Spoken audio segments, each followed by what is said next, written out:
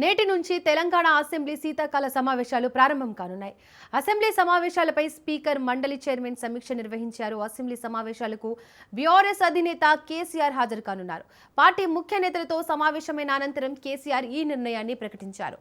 దీంతో assembly winter session ఈసారి వాడివేడిగా సాగనున్నట్లు స్పష్టమవుతోంది.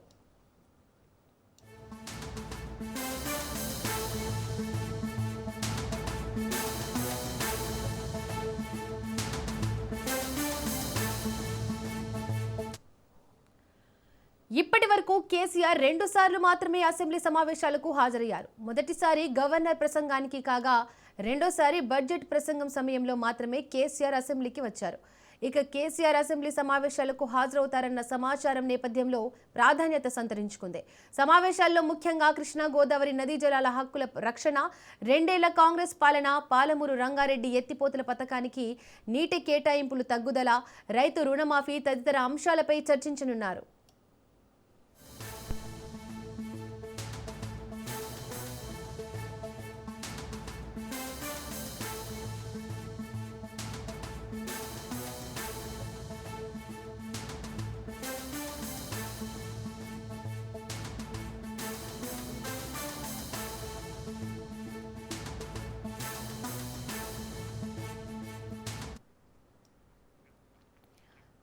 Right, ఇక ఇదే అంశానికి సంబంధించి మోర్ డీటెయిల్స్ మా ప్రతినిధి సునీల్ అందిస్తారు. సునీల్, నేటి నుంచి తెలంగాణ అసెంబ్లీ శీతాకాల సమావేశాలు ప్రారంభం కానున్నాయి. ఈ అసెంబ్లీ సమావేశాలకు కేసీఆర్ కూడా హాజరవునున్నట్లు తెలుస్తోంది. దీనికి సంబంధించి డీటెయిల్స్ ఏంటి? మరి కాసేపట్లోనే తెలంగాణ అసెంబ్లీ సమావేశాలు ప్రారంభం కానున్నాయి. 10:30 ప్రాంతంలో ఈ సమావేశాలు స్టార్ట్ కానున్నాయి. దీనికి మాజీ ముఖ్యమంత్రి కేసీఆర్ కూడా ఈరోజు సమావేశానికి హాజరయ్యే అవకాశం ఉంది. ప్రధానంగా ఇప్పటికీ కేవలం 2 సార్లు మాత్రమే, ఒకటి మొదటగా గవర్నర్ ప్రసంగం తర్వాత బడ్జెట్ సమావేశాలకు సంబంధించిన విషయంలో 2 సార్లు మాత్రమే గులాబీ అధిపతి అసెంబ్లీకి హాజరు కానుంది. ఇది ఈరోజు 10:30 ప్రాంతంలో శాసన మండలితో పాటు 2 ఉభయ సభలు కూడా స్టార్ట్ అవుతాయి. అయితే ఈరోజు అసెంబ్లీ సమావేశంలో స్టార్ట్ కాగానే మొదటగా దివంగత నేత మాజీ మంత్రులు అటు దామోదర్ రెడ్డితో పాటు ఎమ్మెల్యే కొండా లక్ష్మారెడ్డి సంతాప తీర్మానాలు ప్రవేశపెడతారు. ఆ తర్వాత ప్రభుత్వానికి సంబంధించినటువంటి కొన్ని బిల్స్ని అటు వివిధ శాఖలకు సంబంధించినటువంటి మంత్రులు అటు శాసనసభ వ్యవహారాల శాఖ మంత్రి శ్రీధర్ బాబుతో పాటు మంత్రి సీతక్క కావచ్చు, మరి డిప్యూటీ సీఎం మల్లు బట్టి విక్రమార్క కావచ్చు, కొన్ని తీర్మానాలను అటు కొన్ని బిల్స్ని సభలో ప్రవేశపెడతారు. ఆ తర్వాత దివంగత నేతలకు సంబంధించినటువంటి సంతాప తీర్మానాలు ముగిసిన తర్వాత ఈ సభలో బిల్స్ని ప్రవేశపెట్టిన తర్వాత ఈ సభని ముగిసిన తర్వాత బీఎస్సీ సమావేశం నిర్వహించాలని ఇప్పటికే అన్ని పార్టీ నేతలు, అన్ని పక్షాలకు సంబంధించినటువంటి పార్టీలకు ఇప్పటికే సమాచారం అందించారు. మధ్యాహ్నం తర్వాత బీఎస్సీ సమావేశంలో సభ ఎన్ని రోజులు నిర్వహించాలి, సభలో ఎలాంటి ఎజెండాని తీసుకోవాలి అన్న అంశాలపై కూడా అన్ని పార్టీలకు సంబంధించినటువంటి నేతలతో బీఎస్సీ సమావేశంలో చర్చిస్తారు.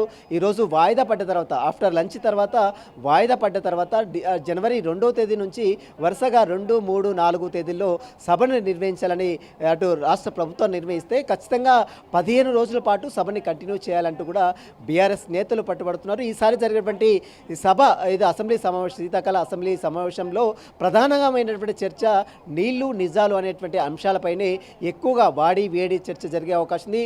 ప్రభుత్వాన్ని ఇరుకున పెట్టేందుకు అటు బీఆర్ఎస్ ప్రధాన ప్రతిపక్షంగా ఉన్నటువంటి బీఆర్ఎస్ పార్టీ పట్టుబడుతుంటే, మరోవైపు అదే తరహాలో అదే రీతిలో సరైనటువంటి సమాధానం చెప్పేందుకు రాష్ట్ర ప్రభుత్వం కూడా ఇప్పటికే సిద్ధమైంది. అటు ఇరిగేషన్ శాఖ మంత్రి ఉత్తమ్ కుమార్ రెడ్డి కూడా ఇప్పటికే అనేక సార్లు మీడియా సమావేశం ఏర్పాటు చేశారు, అనేక సార్లు పవర్ ప్లాంట్ ప్రజెంటేషన్ ఇచ్చారు. ఇందులో భాగంగానే జనవరి 1వ తేదీన ప్రజాభవన్లో ఈ నీళ్లకు సంబంధించినటువంటి విషయాలు, ప్రాజెక్టులకు సంబంధించిన విషయాలపై కూడా అందరితో అటు ముఖ్యమంత్రితో పాటు డిప్యూటీ సీఎం, వివిధ శాఖల అధికారులతో, మంత్రులతో ఇప్పటికే ఉత్తమ్ కుమార్ రెడ్డి పవర్ ప్లాంట్ ప్రజెంటేషన్కి ఇప్పటికే శ్రీకారం చుట్టారు. దానికి సంబంధించినటువంటి విషయాలపైనే ఈసారి అసెంబ్లీ సమావేశంలో ఎక్కువగా చర్చ సాగే అవకాశం కనబడుతుంది. ఎందుకంటే కృష్ణా జలాలు, రంగారెడ్డి పాలమూరు ఎత్తిపోతల పథకం సంబంధించినటువంటి విషయాలు కావచ్చు, ఏపీ ప్రభుత్వము కృష్ణా నీళ్లు తరలించకపోతున్నప్పుడు కూడా రాష్ట్ర ప్రభుత్వం చూసి చూడనట్టు వదిలేస్తుంది. రాష్ట్ర ప్రభుత్వము సరిగ్గా పట్టించుకోవడం లేదనేది బీఆర్ఎస్ నేతలు చేస్తున్నటువంటి ప్రధాన అభియోగం. కాబట్టి అందుకు అనుగుణంగా బీఆర్ఎస్ పార్టీ చేస్తున్నటువంటి ఆరోపణలకు ధీటుగా రాష్ట్ర ప్రభుత్వం కృష్ణా జలాలకు సంబంధించిన విషయంలో ఎలాంటి ప్రయత్నాలు చేస్తుంది, ఎలాంటి చర్యలు ముందు తీసుకుంటుంది. ఇప్పటికే న్యాయస్థానాలను ఆశ్రయించింది, ఓవైపు ట్రిబ్యునల్ని ఆశ్రయించింది. కాబట్టి దానికి సంబంధించిన వివరాలపై కూడా పవర్ ప్లాంట్ అంటే పీపీటీ ద్వారా, పవర్ ప్లాంట్ ప్రజెంటేషన్ ద్వారా పూర్తి వివరణ కూడా ఇచ్చే అవకాశం ఉంది. తమకు కూడా పీపీటీ అవకాశం కల్పించాలని బీఆర్ఎస్ పార్టీ కూడా పట్టుబడుతుంది. కాబట్టి మరి చూడాలి ప్రభుత్వం దీనికి సంబంధించిన విషయంలో ఎలాంటి నిర్ణయం తీసుకుంటుంది అనేది మాత్రం చూడాల్సింది చెప్పవచ్చు. ఈరోజు 1 గంట తర్వాత బీఎస్సీ సమావేశంలో సభని ఎన్ని రోజులు కంటిన్యూ చేయాలి, ఈ సభలో ఎలాంటి ఎజెండాలు ముందు తీసుకురావాలనే అంశాలపై కూడా ఈ యొక్క బీఎస్సీ సమావేశంలో చర్చించాల్సిన అవసరం ఉంది. ఇప్పటికే అన్ని శాఖల అధికారులతో ప్రోగ్రెస్ రిపోర్ట్ కూడా తయారు చేశారు.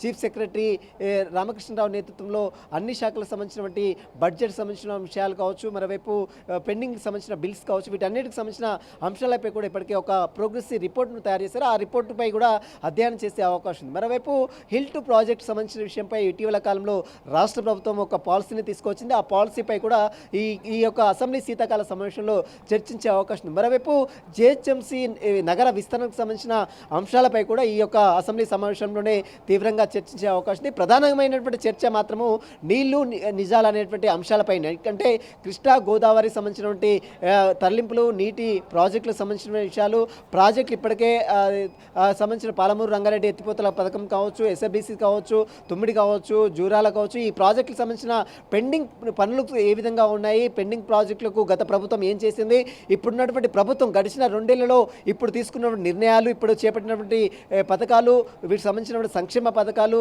వీటన్నిటికి సంబంధించిన అంశాలపై కూడా ప్రభుత్వము పూర్తిగా పవర్ ప్లాంట్ ప్రజెంటేషన్ ద్వారా, పీపీటీ ద్వారా రాష్ట్ర ప్రజలకు అసెంబ్లీ వేదికగా చెప్పేందుకు రాష్ట్ర ప్రభుత్వం సిద్ధమైంది. అదే తరహాలో అటు బీఆర్ఎస్ కూడా అంతే రీతిలో, అంటే వారిని ధీటుగా ప్రభుత్వాన్ని ఇరుకున పెట్టే విధంగా పూర్తిగా వారు కూడా పీపీటీ ప్రజెంటేషన్కు అవకాశం కల్పించాలని ఇప్పటికే బీఆర్ఎస్ పట్టుబడుతుంది.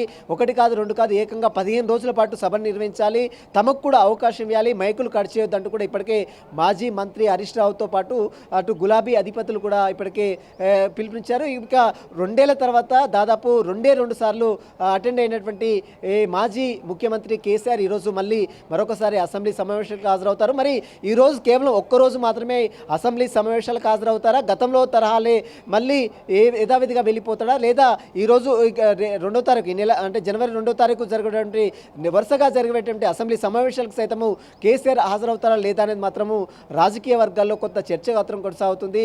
మరి ఈరోజు గులాబీ అధిపతి మాజీ ముఖ్యమంత్రి కేసీఆర్ వస్తున్నారు కాబట్టి ఖచ్చితంగా దీనికి సంబంధించిన సంతాప తీర్మానాలు ముగిసిన తర్వాత, మరోవైపు కొన్ని బిల్స్ని ప్రవేశపెట్టిన తర్వాత సభని వాయిదా వేస్తారు. ఆ వాయిదా వేసిన తర్వాత మధ్యాహ్నం తర్వాత బీఎస్సీ సమావేశం నిర్వహిస్తారు. బీఎస్సీ సమావేశంలో అనేక అంశాలపై కూడా చర్చిస్తారు. ఎలాంటి అంశాలు, ఎలాంటి ఎజెండాని రూపొందించాలి, ప్రజలకు ప్రభుత్వానికి సంబంధించినటువంటి సంక్షేమ పథకాలకు సంబంధించిన విషయాలపై కూడా ఏ విధంగా చర్చించాలనే అన్ని అంశాలపై కూడా ఈరోజు బీఎస్సీ సమావేశంలో కీలక నిర్ణయం తీసుకుంటారు. ఎన్ని రోజులు సభని కంటిన్యూ చేయాలి అనే దానిపై కూడా కీలక నిర్ణయం కూడా తీసుకునే అవకాశం ఉంది.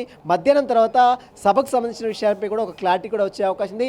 జనవరి 2, 3, 4 తేదీల్లో 3 రోజుల పాటు అసెంబ్లీ శీతాకాల సమావేశాలు నిర్వహించాలని రాష్ట్ర ప్రభుత్వం భావిస్తుంది. కాబట్టి అందుకు అనుగుణంగానే అన్ని శాఖలకు సంబంధించినటువంటి విభాగాలకు సంబంధించినటువంటి రిపోర్ట్స్ని ఇప్పటికే రాష్ట్ర ప్రభుత్వం సిద్ధం చేసింది. ఇక ప్రధానమైనటువంటి చర్చ నీళ్లు నిజాలు అనేటువంటి ప్రధాన అంశం ఒకటైతే, మరోవైపు హిల్ టు ప్రాజెక్ట్ సంబంధించినటువంటి అంశాలు కావచ్చు, బీసీ రిజర్వేషన్లకు సంబంధించిన అంశాలపై కావచ్చు, రానున్నటువంటి స్థానిక సంస్థల ఎన్నికల్లో ఎలాంటి చర్యలు తీసుకోవాలి, ప్రభుత్వము బీసీ రిజర్వేషన్లకు సంబంధించిన విషయాలపై కూడా ఎలాంటి ప్రయత్నాలు చేసింది, ఎక్కడ విఫలమైంది, గవర్నర్ దగ్గర ఎందుకు బిల్ పెండింగ్లో ఉంది, కేంద్ర ప్రభుత్వం దగ్గర ఎందుకు ఆగిపోయిందనే అంశాలపై కూడా పూర్తిగా చర్చించే అవకాశం. మరోవైపు బీఆర్ఎస్ పార్టీ ఒకవైపు ప్రభుత్వాన్ని ఇరుకున పెట్టితే, అలాగే అదే రీతిలో బీఆర్ఎస్ పార్టీని ఇరుకున పెట్టేందుకు కొన్ని సంబంధించిన కేసులు కూడా తెర మీదకి తీసుకొచ్చే అవకాశం. ఇప్పటికే ఫార్ములా ఈ కార్ రేస్ కావచ్చు, మరోవైపు సంబంధించినటువంటి ఈ గొర్రెల స్కామ్స్ కావచ్చు, ఈ అనేక అంశాలపై కూడా అటు ప్రభుత్వము బీఆర్ఎస్ పార్టీపై విరుచుకుపడేందుకు అస్త్రాలు కూడా సిద్ధం చేసుకున్న తెలుస్తుంది. ఎందుకంటే కాళేశ్వరం ప్రాజెక్టులో జరిగినటువంటి అవకతవకలపై ఇప్పటికే గతంలో జరిగినటువంటి అసెంబ్లీ సమావేశంలో ఒక తీర్మానం చేశారు.